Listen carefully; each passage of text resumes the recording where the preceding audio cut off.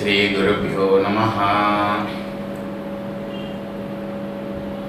போன வாரம் ஒரு சமாராதன சாப்பாடு நானும் போயிருந்தேன். பக்கத்தில் ஒரு பெரியவர் உட்காந்துருந்தார். அது பக்கத்தில் ஒரு பையன். அந்த பையனுக்கும் அந்த பெரியவருக்கும் ஒரு உரையாடல் நடந்தது. எனக்கு காதில் விழுந்தது.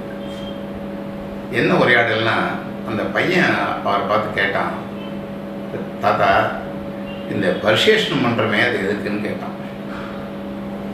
எனக்கு இன்ட்ரெஸ்ட் வந்துருக்கு. சரி, தாத்தா ஏதோ சொல்ல போகிறார், நமக்கு ரொம்ப ஒரு தேவையான ஒரு பாயிண்ட் ஏதாவது கிடைக்கும்னு காது கொடுத்து கேட்டேன். தாத்தா உடனே போய் சொன்னார், ஆசிடு அதெல்லாம் வேற ஒன்றும் இல்லை, அதுக்கு வந்து ஒரு பெரிய ஒரு சயின்டிஃபிக் ரீசன் இருக்குன்னு. என்னோட க்யூரியாசிட்டி இன்னும் அதிகம் ஆகிடுது.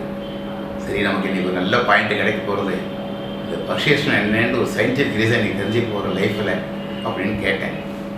அவர் என்ன சொன்னார் தெரியுமா அந்த பேரன்கிட்ட, டேய் வேறெல்லாம் ஒன்றும் இல்லைடா, அந்த காலத்தில் இந்த மாதிரி மொசைக் ஃப்ளோர்லாம் கிடையாது, சாணி போட்டு நெருகி இருக்கும் அந்த தரை, இலையில் உட்காந்து சாப்பிடும்போது எறும்பு சின்ன புழு பூச்சிலாம் இலையை நோக்கி வர வாய்ப்பு இருக்குது, அந்த சாணி வாசனைக்கு.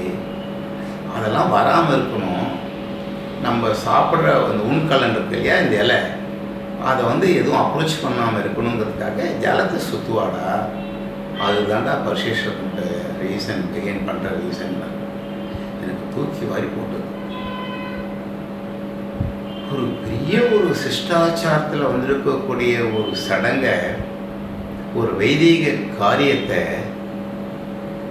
அதாவது இந்த பர்சேஷனத்தை ஏதோ புழு பூச்சி வராமல் இருக்கிறதுக்காக இவர் சொல்லாரேன்னு சொல்லி எனக்கு ஆச்சரியமாக இருந்தது. பாவம் அந்த குழந்தைய உடனே, தாத்தா வட்டிய சயின்டிஃபிக் ரீசன் அப்படின்னு ரொம்ப சந்தோஷப்பட்டான். அப்புறம் பார்த்தா இதான் நிலைமை. இன்னைக்கு நீங்களே பாருங்கள், உன்னிப்பு பாருங்கள், பெரும்பாலும் பலர் இந்த பர்சேஷன் பண்ணும்போது பார்த்தேன்னா ஒரு பக்கம் வேப்பாக இருக்கும், ஒரு பக்கம் சிரிப்பு வரும், ஒரு பக்கம் மனசில் வருத்தம் ஏற்படுறது. ஏதோ ஜலத்தை எடுத்துக்க வேண்டியது, 2 சுத்த வேண்டியது, அப்புறம் அக்கம் பக்கம் பார்க்க வேண்டியது.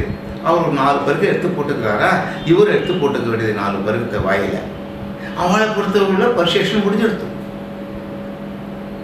இந்த பர்சேஷனுங்கிறது எவ்வளோ பெரிய ஒரு வைத்திய காரியம். அது நம்மளுடைய சிஷ்டாச்சாரத்தில் வந்துவிட்டு வசதியான ஒரு கர்மா. அதை இந்த மாதிரி அலட்சியப்படுத்துகிறாளே, ஒரு இயந்திரத்தமாக பண்ணுறாளே அப்படின்ட்டு மனசு விரும்புறது. உங்களுக்கெல்லாம் ஒரு விஷயம் தெரியுமா, அக்னிஹோத்திரம் நீங்கள்லாம் கேள்விப்பட்டிருக்கேன். அக்னிஹோத்திரம் என்னது? அக்னி ஆராதனையில் ஒரு மகோன்னதமான ஒரு உபாசனை. அது கர்மாக்கள் 2 உண்டு, நமக்குலாம் தெரியும். ஸ்மார்த்த கர்மா, ஸ்ரௌத்த கர்மா. யக்ஞ யாகாதிகள், அக்னிஹோத்திரங்கள், அவெல்லாம் தீட்சிதர்கள்லாம் அவளை சொல்லுவா, அக்னிஹோத்திரின்னு சொல்லுவாள்.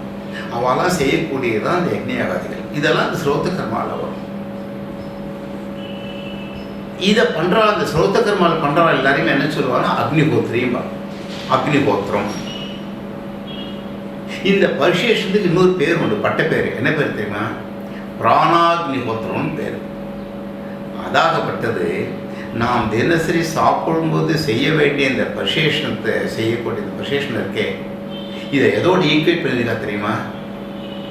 கிட்டத்தட்ட அக்னிஹோத்திரத்தை பேர் இதை கொண்டு வந்து வச்சிருக்கா. அப்படின்னா பாருங்கள், இந்த பர்சேஷனத்துக்கு எவ்வளோ பெரிய முக்கியத்துவம், எவ்வளோ பெரிய பிராதானியம் நம்ம பெரியவெல்லாம் கொடுத்துருக்கான்னு சொல்லிட்டோம்.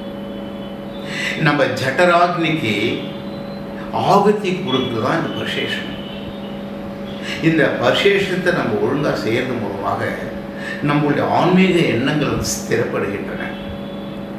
நாம் சாப்பிட்ற உணவு இருக்கே, அதில் ஏதாவது அப்படி இப்படி தோஷம் இருந்தாலும் அது சரியாயிடலாம். உள்ளே போய் ஜீரணம் பண்ணி நம்ம ஜட்டராக்னி உள்ளே போய் நமக்கு நல்ல எண்ணங்கள் உருவாக்குறதுக்கும், நம்ம செயல்பாடுகள் வந்து சீராக இருக்கிறதுக்காகவும் இந்த பர்சேஷனும் நம்மளுக்கு உதவி பண்ணுறது, பெரும் உதவி பண்ணுறது. குறிப்பாக மத்தியானிக நேரத்தில், மதிய போஜனத்திலையும் ராத்திரி போஜனத்திலையும் இந்த பர்சேஷன் எடுக்கப்பட்டது. இந்த பர்சேஷன் செய்கிறதும் ரொம்ப சுலபம். உங்களுக்கே தெரியும், இதில் பெரிய வேத மந்திரங்கள் எதுவும் இல்லைன்னு சொல்லிட்டு நமக்குலாம் நல்ல அறிமுகமான காயத்ரி மந்திரம் ஒன்று தான் வருது. மற்றதெல்லாம் ரொம்ப சுலபமாக கற்றுக்கூடிய சின்ன சின்ன வார்த்தைகள்லாம் எல்லாமே. இந்த பசேஷனத்தை விதிப்படி நாம் எல்லோரும் செய்யறதுக்கு முயற்சி பண்ணுவோம். செய்யும்போது சந்தேகம் வரலாம், இதுவரை சரியாக செய்யாதவளுக்கு கொஞ்சம் திணறலாம். அதுக்கு ஒரு வழி இருக்கே. உங்கள் வாத்தியார் அனுபவங்கோ அவர் சந்தோஷமாக உங்களுக்கு சொல்லித் தருவார். இதில் என்ன ஒரு சின்ன விஷயம்னு அவங்க வாத்தியார் அனுபவத்துக்கு நீங்கள் வெக்கப்படக்கூடாது. ஐயோ நம்ம வயசாகிட்டே இப்போ போய் நம்ம வாத்தியாரை போய் பரிசேஷன் எப்படி செய்யறதுன்னு கேட்கறதுக்கு மனசு ஒரு கூச்சமாக இருக்கே, அப்படி வெக்கப்படாதீங்க. இந்த வயசிலாவது நமக்கு உரித்தான ஒரு சடங்கை கடமையை நம்ம சரிவர செய்யறதுக்கு முயற்சி பண்ணுறோமேங்கிறதுக்கு பெருமைப்படணும். இந்த பசேஷனத்தை நாம் ஒழுங்காக செய்வோம், நம்ம குழந்தைகளுக்கு ஒழுங்காக சொல்லி தருவோம். ஹர ஹர சங்கர ஜெய ஜெய சங்கர, ஹர ஹர சங்கர ஜெய ஜெய சங்கர.